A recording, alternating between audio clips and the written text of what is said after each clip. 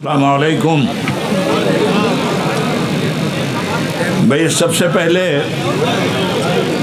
Media के लोगों से खुसूसन अपील की जाती है कि अब हमारा प्रोग्राम बाकायदा शुरू हो चुका है, इसलिए बराह करम आप लोगों से बाइक लेना और अपनी तकरीरें करना बंद कर दीजिए। अब स्टेज से जो ज़िम्मेदाराना गुफ्तगू होगी, यही गुफ्तगू पूरे मुल्क के लिए मोतबर मानी जाएगी। और मीडिया के वो लोग जो हर प्रोग्राम को हुकूमत के मकसद के तहत कवर करते हैं, उनसे गुजारिश है कि बराह करम आप जो अफवाहें फैला कर मुल्क को गुमराह कर रहे हैं और हिंदुस्तान भर के लोगों को भ्रमित कर रहे हैं, आप अपने पेशे के साथ नमक हलाली नहीं कर रहे हैं। इसलिए मैं फिर एक मर्तबा अपनी गुफ्तगू करने से कबल मीडिया के लोगों से मुअद्दबाना गुजारिश करूंगा कि आप समाज की आँख हैं, समाज की निगाह हैं, और आपके ज़रिए समाज अपने हालात को देखता, पढ़ता और सुनता है। और आप अपनी प्रोफेशनल ड्यूटी पूरी करने के बजाय समाज को गुमराह करेंगे, समाज को भ्रमित करेंगे, समाज में नफ़रत का माहौल पैदा करेंगे, तो आप अपनी ड्यूटी पूरी नहीं कर रहे हैं, बल्कि अपनी ड्यूटी से खुली हुई गद्दारी कर रहे हैं। मेरा ख्याल ये है कि ये मैसेज तभी लोगों तक पहुंच गया। अब कुछ ज़रूरी बातें मैं आपकी खिदमत में पेश करना जा रहा हूं। बिस्मिल्लाहिर्रहमानिर्रहीम। किसे खबर थी बहार आते ही फूल रंगी कफन बनेंगे, किसे खबर थी बहार आते ही फूल रंगी कफन बनेंगे, कदम कदम पर रविश रविश पर चमन में दारो रसन बनेंगे। न होता गुलची का लब पे शिकवा, न करते फूलों की आरजू हम, अगर समझते चमन के दुश्मन मुहाफिजाने चमन बनेंगे। रहे तलब में यकीन था किसको कि होगा एक दिन ये सानहा भी, रुकेगा मंजिल पे कारवां जब तो राहबर राहजन बनेंगे। मोहतरम हजरात, आज का ये अज़ीमुश्शान विशाल धरना all India Muslim personal law board के तहत दीगर मिली तंजीमों की शराकत के साथ पूरी मतानत और संजीदगी को हासिल करते हुए अपनी बात सेंट्रल हुकूमत तक पहुंचाना चाहता है। एक हंगामे महशर हो तो उसको भूलूं, सैकड़ों बातों का रह रह के ख्याल आता है। हिंदुस्तान एक जमहूरी मुल्क है, दुनिया की सबसे बड़ी डेमोक्रेसी। हिंदुस्तान का संविधान मुल्क के हर बाशिंदे को इज्जत व आबरू के साथ, अपने महजबी तहफ़्फ़ुज़ात के साथ, अपने धर्म और करम रहन और सहन के साथ जीने और खुलकर जीने की पूरी आज़ादी देता है। मुल्क का संविधान ख़ास तौर पर माइनॉरिटीज़ के लिए बहुत सेंसिटिव जहन रखता है। इसीलिए मुल्क का संविधान बनाने वाले दानिश्वरों ने 1947 से लेकर 1950 तक ये महसूस कर लिया था कि अक्सरियत की आवाज़ अक्सर व बेशतर अक़लियत की आवाज़ को दबाने में कामयाब हो जाती है। इसलिए अक़लियत की आवाज़ को दबाया ना जाए और उनके हक हुकूक पर किसी तरह जुल्म व सितम के तीर न बरसाए जाएं। मुल्क के संविधान ने अलग से माइनॉरिटीज़ के लिए कुछ सेक्शन कायम किए और कुछ दफ़ात और आर्टिकल्स ऐसे रहे जिसमें ये बात साफ तौर पे कह दी गई कि हिंदुस्तान का मुसलमान कश्मीर से लेकर कन्याकुमारी की सरहदों तक और गुजरात की वादी से लेकर बंगाल की खाड़ी तक मुकम्मल तौर पर हिंदुस्तानी तमाम शहरियों के मुकाबले में अपनी शहरी आज़ादी का तसव्वुर रखता है। हमारे हालात, हमारा निकाह, हमारा ब्याह, हमारा तलाक, हमारा मुहस्बा, हमारा वक्फ, हमारे मज़हब के जितने भी कवानीन हैं, सारे कवानीन के तहफ़्फ़ुज़ के लिए मुल्क के संविधान ने गारंटी दी है। मुल्क में हुकूमत सेकुलर होगी, ये भी मुल्क के संविधान का एक फ़ैसला है। सेकुलर हुकूमत का मतलब होता है ला मज़हब, हुकूमत का कोई धर्म नहीं होगा, मगर सेकुलर मुल्क में उस बेधर्म हुकूमत की जिम्मेदारी होगी कि जितने भी धार्मिक लोग अपनी ज़िंदगी धर्म की बुनियाद पर गुजारते हैं, उन तमामी तर लोगों के धर्म और कर्म की पूरी हिफाजत की गारंटी सेकुलर हुकूमत को लेनी है। और जहाँ किसी मज़हब के अंदर किसी दूसरे ने अगर रुकावट पैदा की तो ऐसी सूरत में हुकूमत की जिम्मेदारी है कि कानून उसके गिरेबान तक पहुँचे। इसी तरह जहाँ हमारी और सारी चीज़ें हैं उसमें ये वक्फ की जायदादें हैं। जिस तरह नमाज और रोज़ा, हज और ज़कात हमारे लिए ज़रूरी है, उसी तरह से हज और रमज़ान के रोज़े हमारे लिए ज़रूरी हैं, और उसी तरह से ये वक्फ की जायदाद का तहफ़्फ़ुज़ भी हमारे लिए ज़रूरी है। सबसे पहले 2 मिनट में मैं ये बात साफ कर देना चाहता हूँ कि वक्फ की जायदाद का बैकग्राउंड क्या है। हिंदुस्तान के मुसलमानों ने अपनी जायदाद खुदा के नाम पर वक्फ करते हुए मुसलमानों के हवाले किया। मस्जिद के लिए, मदरसे के लिए, कब्रिस्तान के लिए, दरगाहों के लिए, इमाम बाड़ों के लिए, ईदगाहों के लिए। वक्फ के कानून को हिंदुस्तान के संविधान ने इतनी मजबूती दी है कि जो चीज़ें वक्फ हो चुकी हैं उन्हें न मुसलमान ख़रीद सकता है न गैर मुस्लिम, न मुसलमान उन पर कब्ज़ा कर सकता है न गैर मुस्लिम और न हुकूमत। मगर मुल्क के इस कानून की धज्जी इस तरह से उड़ाई गई कि आज कुछ बेईमान मुसलमानों और कुछ बेईमान गैर मुस्लिमों और बेईमान हुकूमतों ने भी वक्फ की जायदाद पे कब्ज़ा और तसल्लुत जमा कर हमें शर्मिंदा किया। हुकूमत को ये चाहिए था कि वक्फ तरमीमी एक्ट पेश करने के बजाय जहाँ जहाँ धांधलियाँ हो रही हैं उन धांधलियों को ख़त्म करते हुए मजबूत कानून का शिकंजा उन पे कसे, बजाय इसके हुकूमत ने वक्फ की जायदाद ही को हड़प करने का एक नापाक मंसूबा बनाया।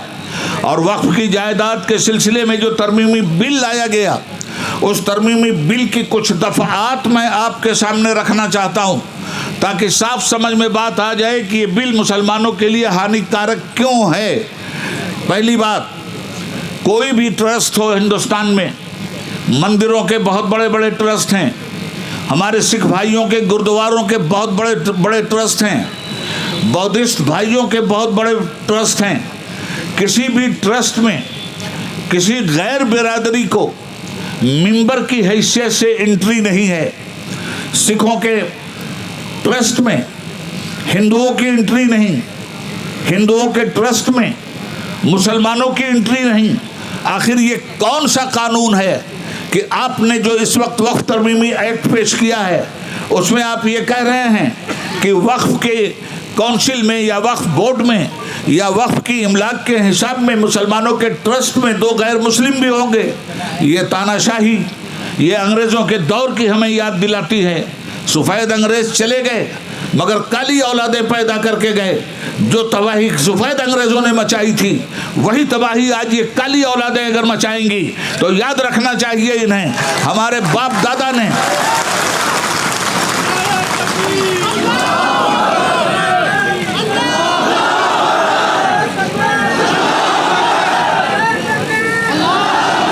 इन्हें याद रखना चाहिए इस बात को कि हिंदुस्तान में हम ताबेदार बनकर जीने के लिए तैयार नहीं थे।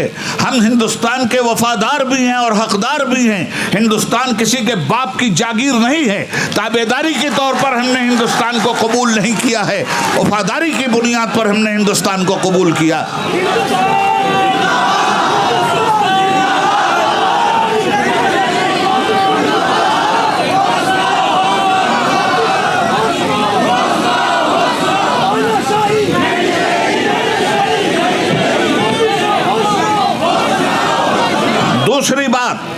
दूसरी बात यह है कि पहले अभी तक तो ये बिल पास नहीं हुआ है। खुदा करे ये बिल इनकी पॉलिटिकल बिल में हमेशा के लिए घुस जाए। मगर अब तक जो बिल है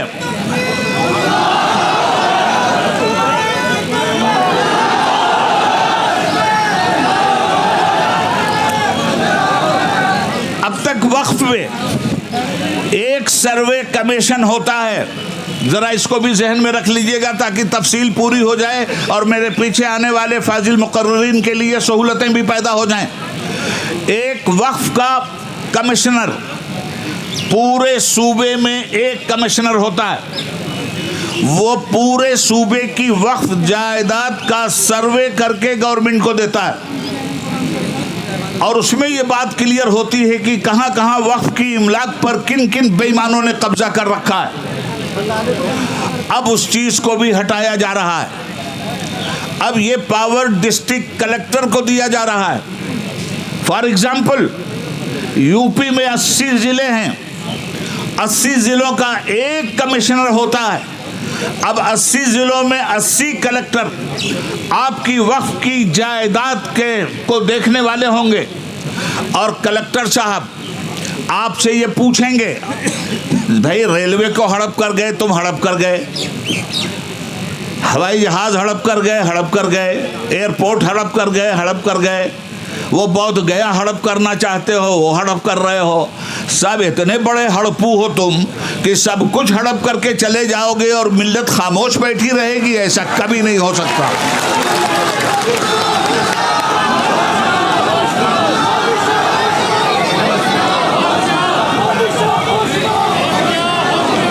1200 साल से हम अपने इस मुल्क की खिदमत कर रहे हैं और हिंदुस्तान की सरहदें गवाह हैं।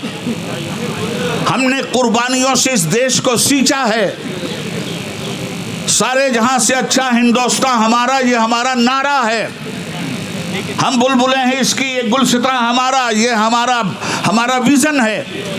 हमारे इस देश के अंदर जहां और कौमों का लहू पानी की तरह बहा है, वहीं हिंदुस्तान के मुसलमानों ने मादरे वतन को शर्मिंदा कभी नहीं किया और हमने भी सबसे ज्यादा खूने जिगर की कुर्बानी देकर इस देश की आज़ादी को फराहम किया है। कहीं दूर जाने की जरूरत नहीं है। इसी दिल्ली में इंडिया गेट है। इंडिया गेट पे अगर किसी बेईमान को बेईमानी से अलग हटकर ईमानदारी का 40वां हिस्सा बतौर खैरात और ज़कात मिला हो तो जाकर के वो देख ले कि इंडिया गेट पर सबसे ज्यादा मुसलमानों की कुर्बानी का लहू चमक रहा है, जिसे दुनिया का कोई नफरती चिंटू मिटा नहीं सकता।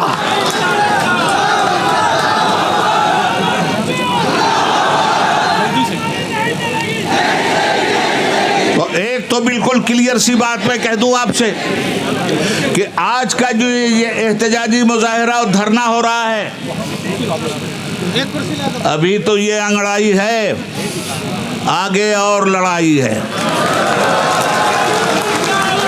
अगर गवर्नमेंट अपनी तानाशाही से बाज नहीं आई तो पूरे मुल्क में औकाफ की इमलाक के तहफ़्फ़ुज़ के लिए All India Muslim Personal Board कमर कस के उतरेगा और हिंदुस्तान की धरती पर मुसलमानों के हुकूक, भारत के संविधान की हिफाजत के लिए हर उस कुर्बानी से गुजरेगा जो कुर्बानी हमारा देश हमसे चाहता है।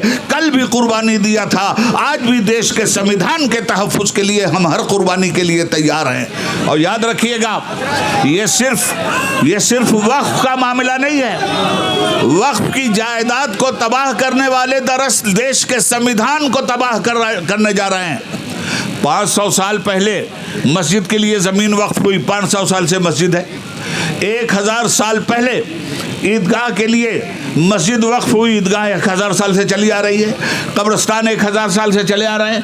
अब कलेक्टर साहब के लिए ये रास्ता खोल के रख दिया गया कि कलेक्टर साहब आपसे पूछेंगे आपकी मस्जिद का पेपर कहाँ है। ये पेपर का खेल बहुत पुराना है। 100 साल पहले, 200 साल पहले, 800 साल पहले लोग जुबानी वक्फ कर देते थे और वक्फ इमला पे काम होता था। रजिस्ट्रेशन आज भी हो रहे हैं, होना चाहिए, मगर रजिस्ट्रेशन की भी एक उम्र है। जिस ज़माने में ये रजिस्ट्रेशन नहीं होते थे, उस ज़माने में तो लोग ज़ुबानी वक्फ कर देते थे और वक्फ हो गई ज़मीन तो उस पर कब्रिस्तान आबाद हो जाता था। आज अब ये कहेंगे इसके ज़रिए कि बताइए कब्रिस्तान के पेपर कहाँ हैं। आपके पास पेपर नहीं है तो आपने वक्फ के नाम पर भारत की धरती पे कब्जा जरूर ज़बरदस्ती कर लिया है। आपने गवर्नमेंट की ज़मीन पे कब्जा किया है, इसलिए इस पे बुलडोज़र चलेगा, इसलिए मस्जिद पे बुलडोज़र चलेगा, इसलिए ईदगाह पे बुलडोज़र चलेगा, इसलिए इमामबाड़े पे बुलडोज़र चलेगा। ये कोई बाप की बपौती नहीं है, कोई आपकी हुकूमत शख्सी नहीं है। आप भी 5 साल के खैराती दान पर आए हैं, वो भी मतदान पर आए हैं, इसे मत भूलिएगा।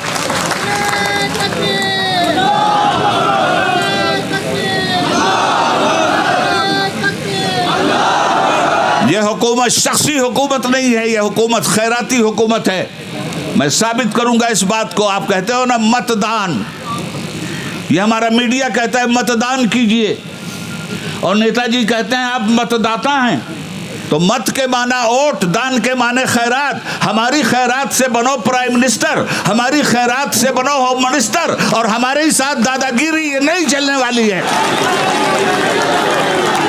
खैर, वक्त की कमी है, हमारे और भी स्पीकर हैं। 2 बात कह के अपनी बात ख़त्म करूंगा। एक चीज़ तो ये, दूसरे ये कि जो नफ़रतें पैदा की गई हैं और लोगों को भ्रमित किया जा रहा है कि वक्फ के नाम पर मुसलमान कब्जा कर रहे हैं, टोटली रॉन्ग बात है।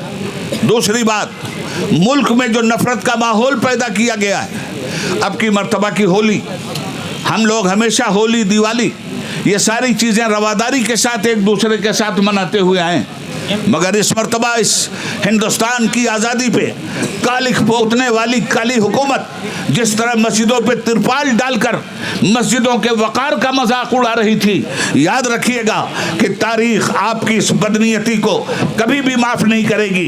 इससे पहले भी होली आती थी, कभी मस्जिदों पे तिरपाल नहीं पड़ते थे। एक रिपोर्ट पेश करके मैं अपनी बात को ख़त्म कर देता हूँ। होली कोई, या जुमा के दिन होली कोई पहली बार नहीं आई थी। सुनिए, 14 मार्च 1952 दिन जुमा, होली का त्यौहार। 7 मार्च 1958 दिन जुमा, होली का त्यौहार। 21 मार्च 1969 दिन जुमा, होली का त्यौहार। 28 मार्च 1975 जुमा का दिन, होली का त्यौहार। 7 मार्च 1980 जुमा का दिन होली। 28 मार्च 1986 जुमा के दिन होली। 21 मार्च 1997 जुमा के दिन होली। 21 मार्च 2003 जुमा के दिन होली। 21 मार्च 2008 जुमा के दिन होली। 29 मार्च 2013 जुमा के दिन होली। 22 मार्च 2019 जुमा के दिन होली। और 14 मार्च 2025 की होली को लेकर माहौल में जितना जहर घोला गया आज़ाद हिंदुस्तान में, हमने ना ऐसी होली देखी, ना ऐसी नफरत देखी। मैं पूछना चाहता हूँ, इतने जुमा को होली 1952 से आती रही, जिसको मैंने रिकॉर्ड किया है, कभी भी इस मुल्क में हिंदुओं और मुसलमानों में नफरत का माहौल नहीं पैदा हुआ। आप हुकूमत कर रहे हो और नफरत की चिंगारियां सुलगा रहे हो, तो याद रखना कि ये नफरत के शोले बहुत ज़्यादा दिनों तक हिंदुस्तानी अवाम को गुमराह नहीं कर सकते। इस मुल्क की आवाम ने मुल्क की आज़ादी के लिए हिंदू का हा निकाल कर, मुस्लिम का मा निकाल कर, हम बन करके मुल्क की आज़ादी हासिल की है। आज भी हम बनकर अपने देश को बचाएंगे, संविधान को बचाएंगे, वक्फ की जायदाद को बचाएंगे। हिंदुस्तान जिंदाबाद। All India Muslim personal law board जिंदाबाद।